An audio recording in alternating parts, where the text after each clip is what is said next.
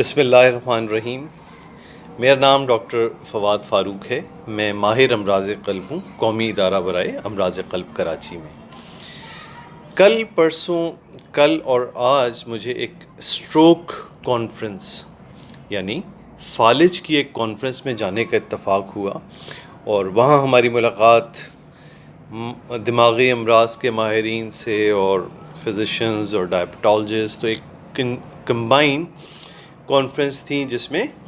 Stroke یعنی فالج کی ٹریٹمنٹ کے حوالے سے کچھ کنسنسز اور کچھ آپس میں ڈسکشن ہوئے۔ تو کچھ نئی باتیں اور بہت اہم باتیں فالج کے علاج کے حوالے سے وہ ان لینتھ ڈسکس ہوئیں۔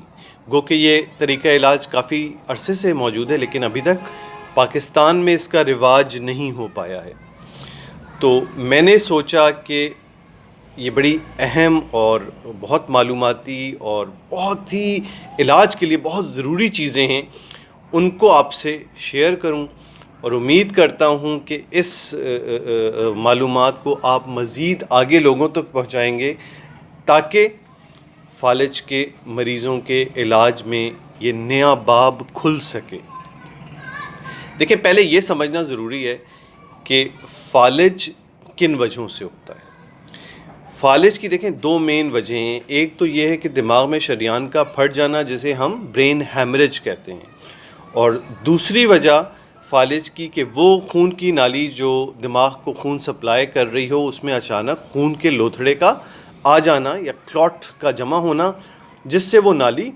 بند ہو جاتی ہے، اور پھر جس دماغ کے حصے کو وہ سپلائی کر رہی ہوتی ہے، دماغ کا وہ حصہ کام کرنا چھوڑتا ہے، تو جسم کا وہ کنٹرول جو اس حصے کے پاس ہوتا ہے وہ اچانک جانا شروع ہو جاتا ہے۔ اچھا، اب یہ سمجھنا بہت اہم ہے کہ جس طرح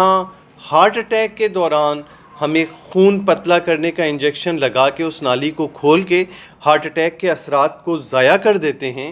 اور مریض بالکل ٹھیک ہو جاتا ہے، بالکل اسی طرح فالج میں بھی اب یہ معاملہ آ گیا ہے کہ آپ مریض کی علامتوں کو جلدی جج کر لیں، یہ اندازہ کر لیں کہ اس مریض کو فالج ہو رہا ہے، تو اس کو 3 گھنٹے کے اندر اندر یا اب ایون 4.5 گھنٹے کے اندر اندر ایک کسی ایسے سینٹر میں پہنچا دیا جائے جہاں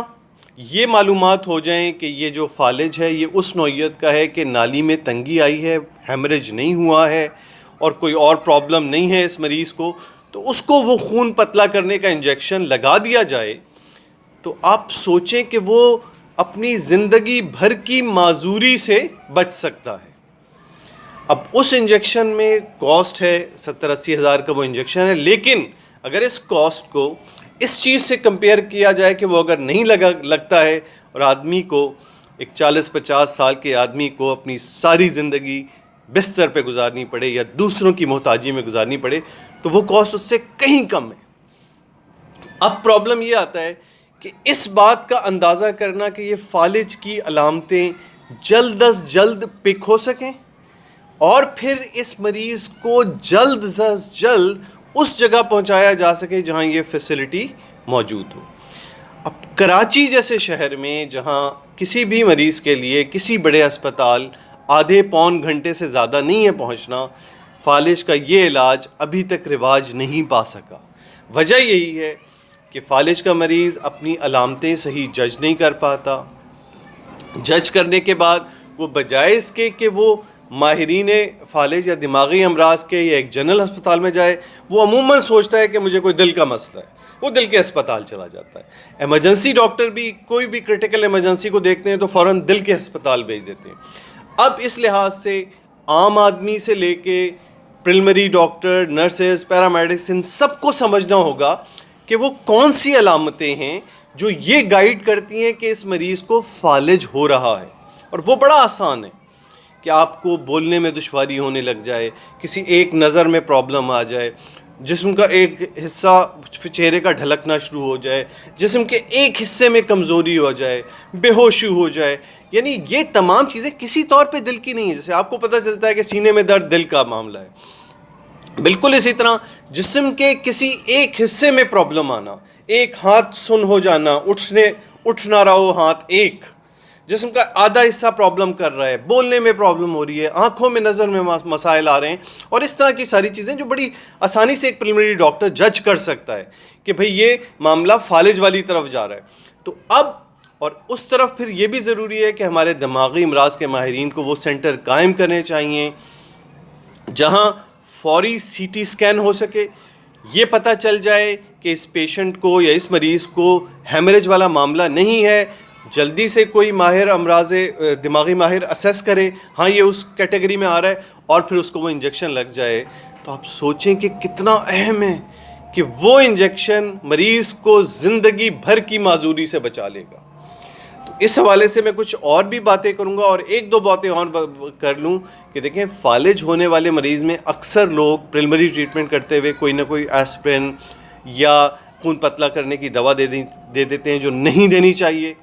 بلڈ پریشر لوور کرنے کی کوشش کرتے ہیں۔ فالج ہونے والے مریض کا بلڈ پریشر لوور نہیں کرنا ہے، چاہے آپ کسی لیول پہ ڈاکٹر ہیں یا گھر پہ ہیں۔ اس مریض کو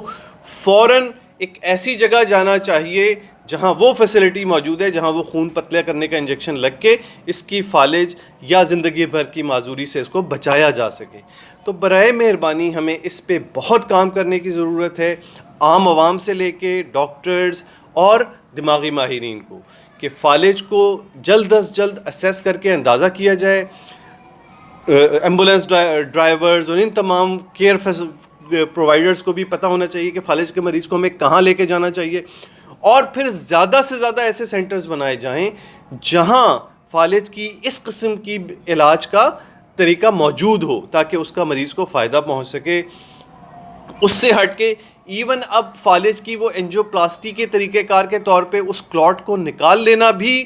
اس میں شامل ہے۔ تو امید ہے انشاءاللہ یہ چیز بھی اویلیبل ہوگی، اور وہ تمام فالج کے مریض جو زندگی بھر کی معذوری جن کو ہو جاتی ہے ہم ان کو بچا سکیں گے۔ امید ہے کہ اس نالج کو ہم زیادہ سے زیادہ شیئر کریں اور